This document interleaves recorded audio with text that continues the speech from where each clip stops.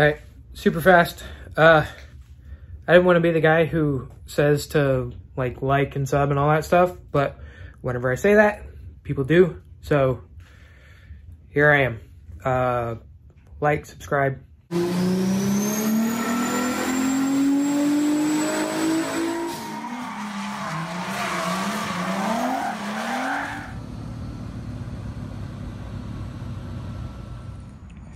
right, so this turd has been smoking more and more every time I take it out. So I got the coils pulled out of it. I got my little Wi-Fi camera scope thing I'm gonna stick down in there. We're gonna see how bad it is. I don't know what's wrong with it, but I would assume that it's detonated enough to where it ruined the rings or something, because it only smokes after it idles for 10 minutes or so or longer. Find out. I'm gonna start by pulling the plugs out.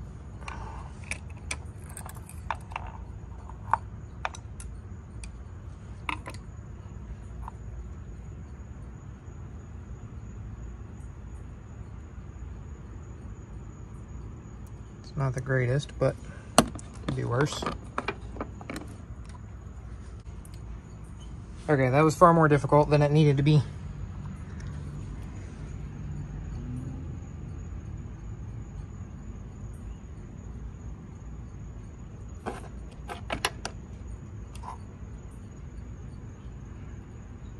Don't see any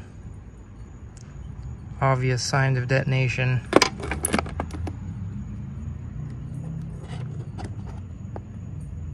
Oh, that plug's broke. Right there.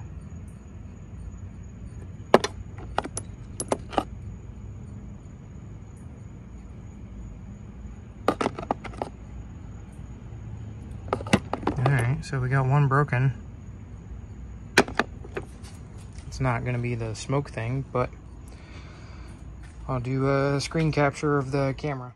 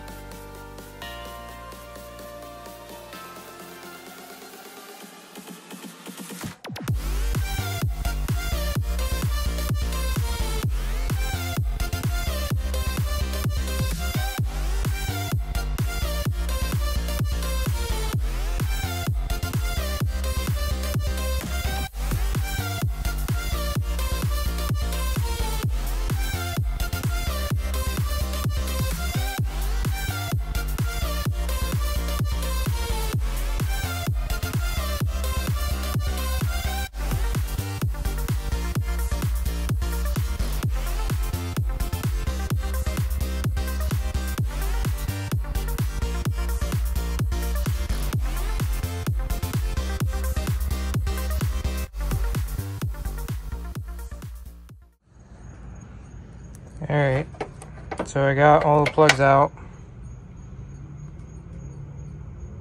That one's not bad. These two have broken porcelain. Come on.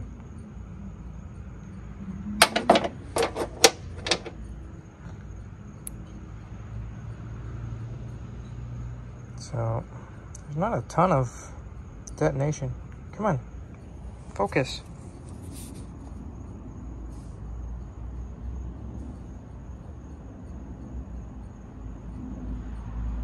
A little light, but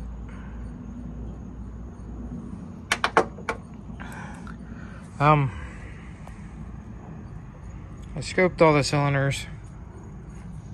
This one had a ton of oil in it. This one wasn't that bad. It had a little bit of oil. This one had a little bit of oil. This one had quite a bit of oil, and it looked like it had some detonation in it. This side over here had an equal amount of oil pretty much in all of them. I didn't really see any detonation on them. Looking at the plugs.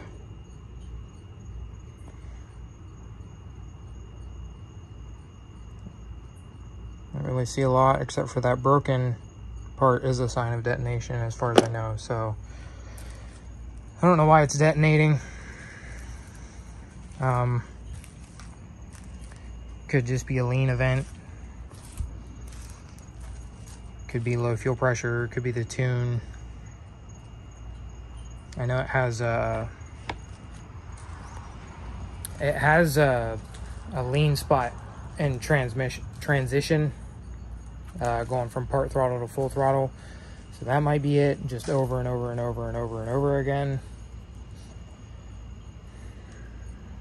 I don't really know what to do at this point, because I don't want to tear the motor out of it, but I also don't want to like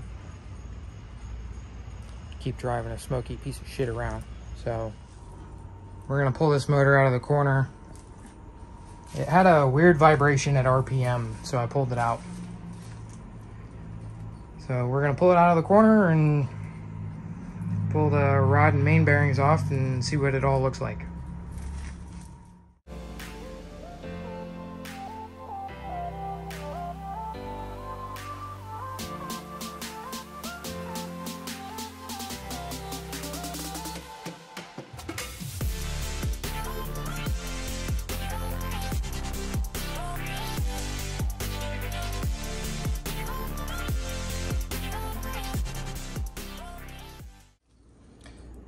That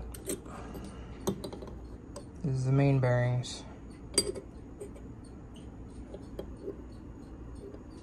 So for those who don't know, that's what it should look like. Very minimal scoring. These are rod bearings, but they're brand new, so I wanted to use them as an example. These have pitting from bearing material being spun around the crank.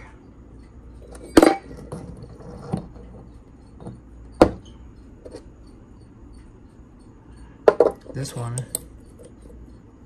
is actually too small now.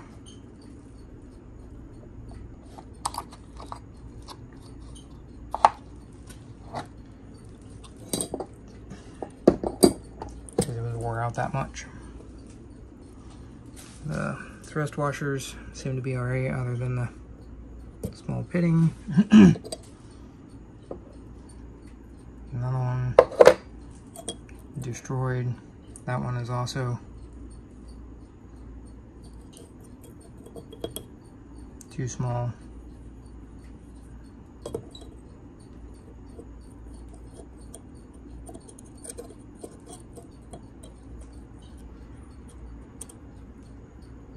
Yeah, that one's stiff.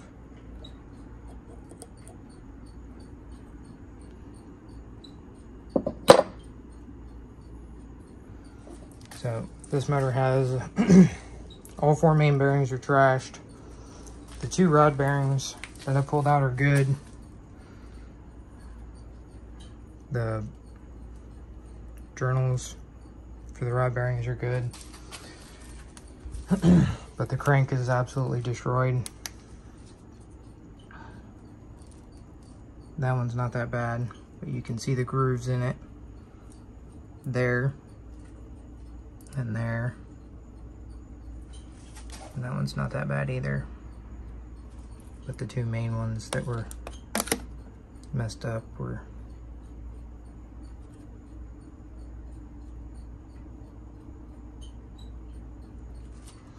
so the crank is destroyed. Needs a new crank, but the motor itself is good. I have another crank right there, but the flywheel bolts are broke off in 3 of them, so I don't want to use that one. I have the crank in the red car. That's good. The only problem with that is that I have to pull the motor out of the car, do the same thing right here, pull the crank out of it, buy new rod bearings, new main bearings, and put it all back together in this motor, and then hope that nothing else is bad on this motor, like piston rings, which is what's bad on the red car. So the debate continues. Okay, so I'm gonna end this one. But first I wanted to show this. I haven't worked on it on a while because I've been stumped for like 2 months on how to do it. And last night I had a light bulb moment, or partially lit light bulb moment.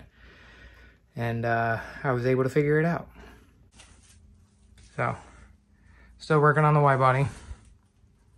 But I turned back to my intake. The problem I've always had was this is a smooth surface on the inside, no flange or lip or anything. So how do you secure it to a lower? Well, I was able to figure out this all the way around, bolts. This is gonna have holes in the middle. It's just a block off plate for now. But I couldn't figure out this front because there's a bolt right here that you can't get to once the upper's on, but there's no way to seal it. My dumb ass has been trying to figure it out for a couple months now on how to do it because this lower part is threaded. Well, it dawned on me to just drill this out and weld a stud to this, put a nut on it. So I can put the lower intake on with 1, 2, 3, 4, 5, 6, 7 bolts. And then whenever I put the upper on, because this ring will be part of this, I'll just have that one in the front to tighten down. And then it'll be on. It'll be secure. So how I'm gonna secure it to the upper part of the manifold, this is I'm gonna grind this with like an actual grinder, and then I have this flat bar. It's gonna get welded like that, but I have a wider one. See the difference? Oh, I guess you can't answer, but that'll get welded like that. This will slide over top of it, and then it'll get epoxied and then high temp resin over top of it to make sure it's sealed. The epoxy I have is like 300 PSI or some shit like that, so it's not gonna come loose under my measly 10 pounds of boost. And it's good for like 500 degrees, so, oh, sorry, 4,730 PSI. Hopefully it's good. If not, I'll buy something else and I'll do research more. But yeah, I guess that's going to be it. This video was kind of all over the place. Sorry. The wide body is kind of a super long project, so it's going to be its own video. I'm probably going to do another video before that comes out, even though I said that one was going to be out next.